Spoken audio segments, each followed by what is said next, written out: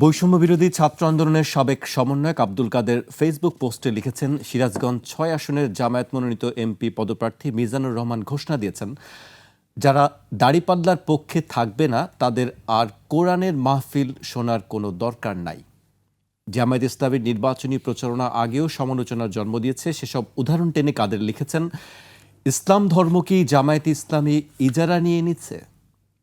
এক দুজন বললে না হয় ব্যক্তির ভুল হিসেবে ধরে নিতাম, কিন্তু সবাই দেখি সেম লাইনে কথা বলতেছে। অ্যালার্মিং। আবারও একটি বক্তব্য আমরা শুনছি অ্যাডভোকেট আতিকুর রহমান। আব্দুল কাদের আমাদের জুলাই যোদ্ধা, তার প্রতি আমাদের যথেষ্ট সমীহ আছে। সে আমাদের ছোট ভাই, কিন্তু নানা কারণেই নানা বক্তব্যের কারণে ইতিমধ্যে তার অবস্থাটা তিনি আসলে নষ্ট করে ফেলেছেন। এবং অনেকগুলো বিষয়ে উনি যে কথা বক্তব্যগুলো দেন, এটা তার পেজে মানুষ সেখানে তাকে বক্তব্য দিয়ে দেয় যে আপনি কেন এগুলো বলছেন। প্রথমত এই জাতীয় বক্তব্যকে আমরা সমর্থন করি না। আসলে ভোটের মাঠে অনেক প্রার্থী নানা জায়গায় নানা কথাগুলো বলেন, এগুলো আবার জাতীয় মিডিয়ায় চলে আসে। আমরা মনে করি যে বক্তব্য মানুষের স্বাভাবিকভাবে গ্রহণ করার সুযোগ নেই, জামাত ইসলামী হোক আর যেই দলই হোক, সে বক্তব্যটা আমাদের দেওয়াটা সমীচীন নয়। জামাতের প্রার্থী বলেছেন বলে এটাকে আমরা গ্রহণ করবো তা মনে করার সুযোগ নেই। তবে আমরা দেখলাম যে আরও বক্তব্য আসতেছে, যে আমার ইতিমধ্যে অনেকগুলো ডকুমেন্টারি তৈরি হয়েছে। বিএনপির নেতারাও বহু কথা বলেন যে অমুককে ভোট দিলে জান্নাত পেয়ে যাবেন, কিংবা জিয়াউর রহমানকে দিলে নানা ধরনের কথা আসছে। আমরা এগুলো সে বিএনপি হোক আর জামাত হোক, আমরা ভোটের মাঠে আমরা কথাগুলো সবাই সংযত করে বলার চেষ্টা করব।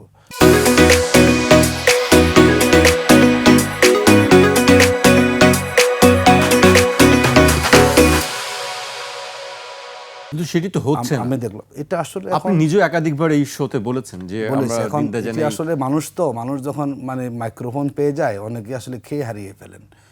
এই জন্য আমরা মনে করি যারাই নির্বাচনে প্রার্থিতা যারা করবেন, সবাইকে কারো ধর্মীয় আবেগ নিয়ে আমরা কথা বলবো না, এবং যাতে করে মানুষকে আমরা বিভ্রান্ত করতে না পারি, এটি আমাদের সবারই দায়িত্বের অংশ। দেখুন, আরও নানাভাবে এখন আপনি বললেন জামাত ইসলামের নেতারা এগুলো বলেন। আমরা দেখলাম যে বিএনপি দল তারা ফ্যামিলি কার্ড, কৃষক কার্ড নিয়ে মাঠে যাচ্ছেন, এবং যেভাবে হকাররা ফেরিওয়ালা বিক্রি করে না, এই আপনার লাগবে এরকম বলতেছেন যে ফেরি করে করে এই কৃষক কার্ড নেবেন, এই সুবিধা আপনি পাবেন, ফ্যামিলি কার্ড এতটা পাবেন। এটি আসলে হচ্ছে কোথায় দেখেছেন আপনি? এই যে আমার এখানে আছে, আমি দেখলাম আজকে লক্ষ্মীপুর 1 আসনের যিনি তার দল পরিবর্তন করে বিএনপির প্রতীকে ইলেকশন করছেন শাহাদ হোসেন সেলিম সাহেব, আমার এখানে আছে। দেখানোটা ঠিক হবে না, উনি নিজেই ফেরি করতেছেন, লাগবে ফ্যামিলি কার্ড, এখানে এই সুবিধা আপনি পাবেন। এগুলো আসলে কোনোটাই মনে করি নির্বাচনের জন্য এই যে সস্তা, আপনি কেন এই কার্ডটা আপনি এখন দিবেন? এই ফ্যামিলি কার্ডের টাকা কে বলেন, কে দিবে?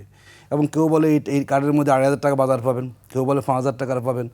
না, এক একজন নেতা এই কার্ডকে নানা দামে বিক্রি করে ফেলছে। এই বিষয়গুলো নিয়ে কি আসলে নির্বাচন কমিশনে অভিযোগ জানানো হয়েছে? জামাল ইসলামী বলেছে, কিন্তু বলার পর এখনো পর্যন্ত এই কার্ড নিয়ে প্রতিদিনই কিন্তু মিডিয়া আসতেছে।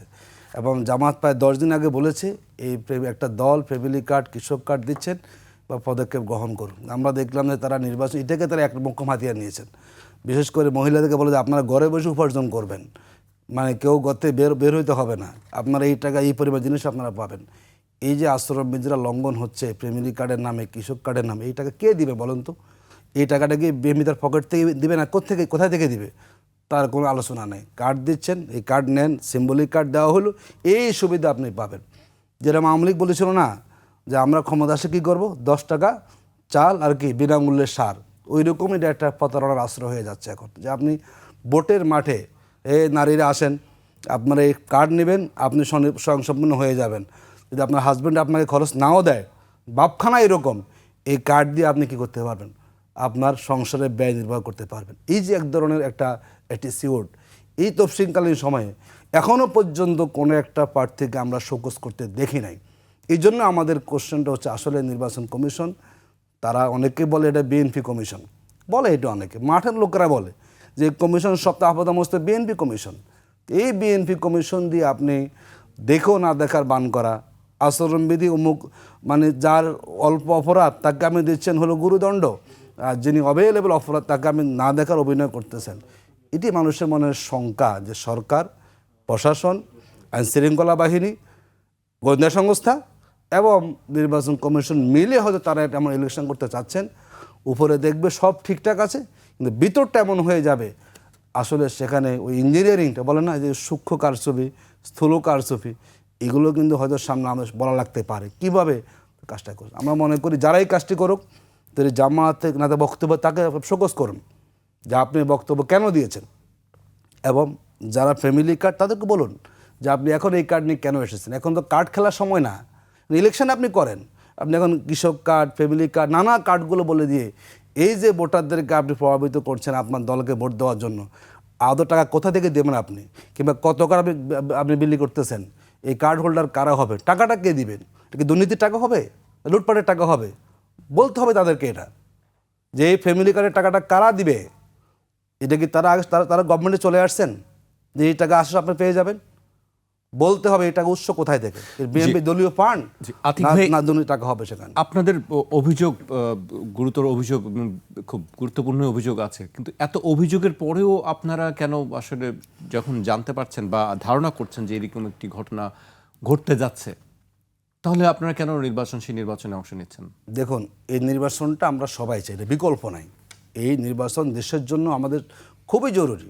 আমরা এখনও সরকারের সময় দিচ্ছি, অ্যাজ এ পলিটিক্যাল পার্টি হিসেবে তো আমরা দেশের জন্য সবাই কাজ করব। দেশটা আমাদের সবার, আসলে ভোটে আমি হারিয়ে জিতি, দেশটা আমাদের সবার। আমরা বারবার কিন্তু ওই যাচ্ছি, যে একটি কথা বলছিলেন যে ভোটের পরে যেন বলতে না হয় যে সূক্ষ্ম কারচুপি হয়েছে বা কারচুপি হয়েছে, সেটা বলা তো করে বলতে না হয় আমাদেরকে। আমরা চাই যে এবার ইলেকশনটা একটা সুযোগ চলে আসছে আমাদের দেশের কাছে, যদি এবার একটা এক্সাম্পল তৈরি করতে না পারি ইলেকশনে আমরা, তো দুর্ভাগ্য কিন্তু আমাদের আর পিছু আসবে না। সবারই দায়িত্ব, সরকারের দায়িত্ব, কোথায় দুর্বলতা আছে খুঁজে বের করুন। যদি আইন উপদেষ্টা না পারেন তাকে আপনি পদক্ষেপ গ্রহণ করুন সেখানে, কিন্তু আপনি কেউ কোনো কাজ করবে না, সন্ত্রাসী একজনকে মেরে চলে যাবে, সীমান্ত পার হয়ে যাবে, আর আপনি তাকায় তাকায় দেখবেন, এটা আমরা দেখতে চাচ্ছি না। অবশ্যই জবাবদিহি করুন, কার ব্যর্থতা আছে, কার ব্যর্থতার কারণে শরীফ ওসমান হাদির আসামি দেশ ছেড়ে পালাতে পারলো, সরকার বলতে হবে, এটা আমাদের দেশের দায়িত্ব। আপনি বলেনও না, এই ধরনের কোনো অ্যাটিটিউড, নীরব থাকাটা কিন্তু জনগণ এটাকে ভালোভাবে নিচ্ছে না, এমন যার জন্য কিন্তু ঘটনা ঘটে যাচ্ছে। আমরা বলি কোনো হত্যাকাণ্ডে আমরা সমর্থন করি না, যেই কারণে হোক। সরকারের দায়িত্ব এখনই জনগণকে একটা আস্থার জায়গায় নিয়ে আসা। দেখুন, আমি যখন মানুষ বলতো ভাই ভোট কি ঠিকমতো দেওয়া যাবে, কেন এই প্রশ্ন আমাদের করে বলুন তো ভাই, ভোট তো আমরা দিব আপনাদেরকে, ইলেকশনের দিনকে আসলে গণ্ডগোল হবে কি না।